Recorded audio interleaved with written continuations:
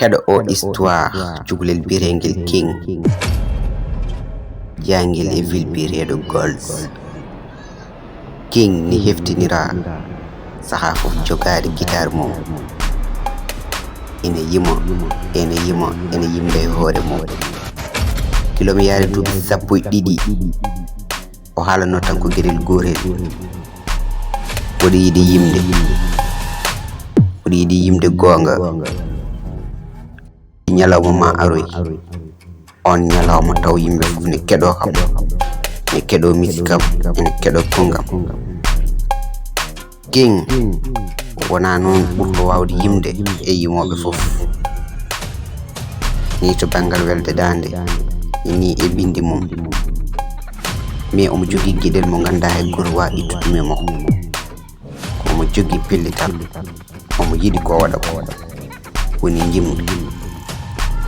Yende makko ndeɗon ko yende mo fixe, ko mbiyata ko un objectif bien fixé,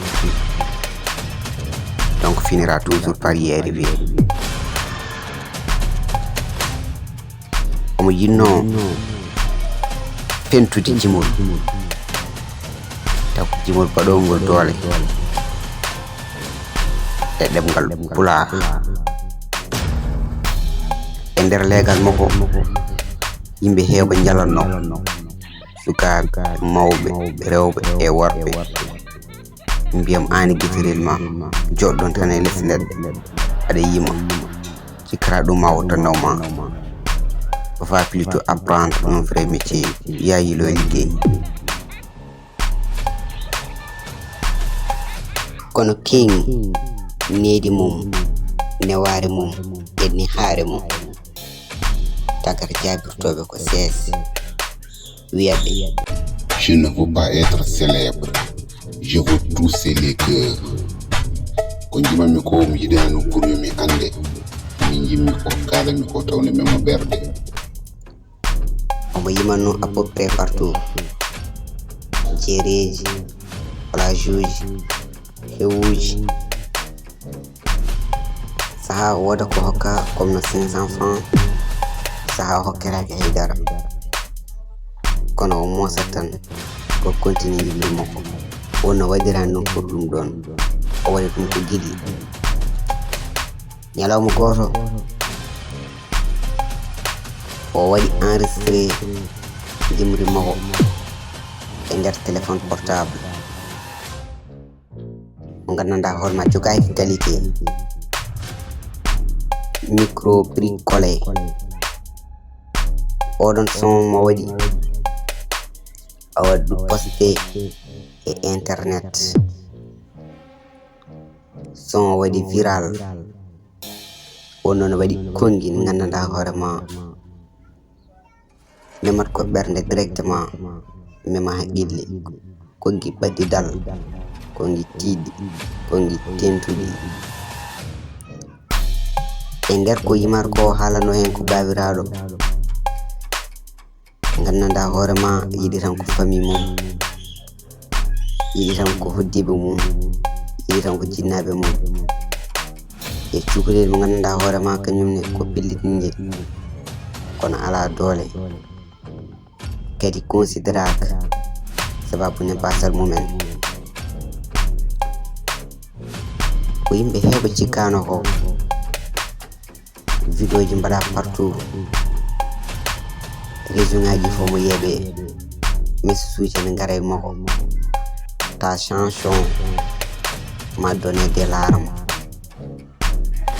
e message uji goɗɗi: je t'écoute chaque matin avant d'aller travailler. Walla kadi des messages comme tu parles pour nous, baɗi noon. Yimɓe heewɓe jii hen koye mumen, e musique e belti hen.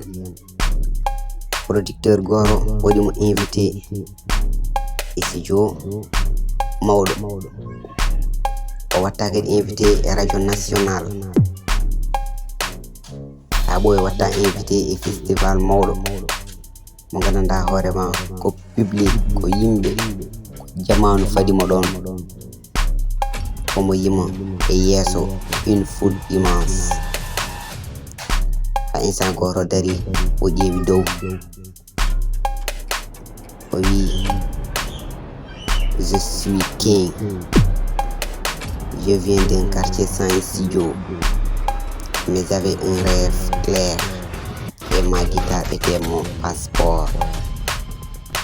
Omo jogii anniya wonko yiɗi te ko yiɗi ko ne leeri ne laaɓi mo o rewi ɗum haal ujirnimo hen dama wadda e goto ronkata wadde haydara so tawi gille nan ɗo, so tawi a yiɗi a felliri ma Allah arema ma Allah udirana dami. Haalaji cewɗi ɓonniroɓe sabiroɓe waɗoɓe mo découragé ñakkata wona di sa ala ennemi a ala valeur. Quand un rêve est clair, il te guide comme une boussole, même dans les tempêtes, peu importe d'où tu viens. La musique du cœur trouve toujours un écho.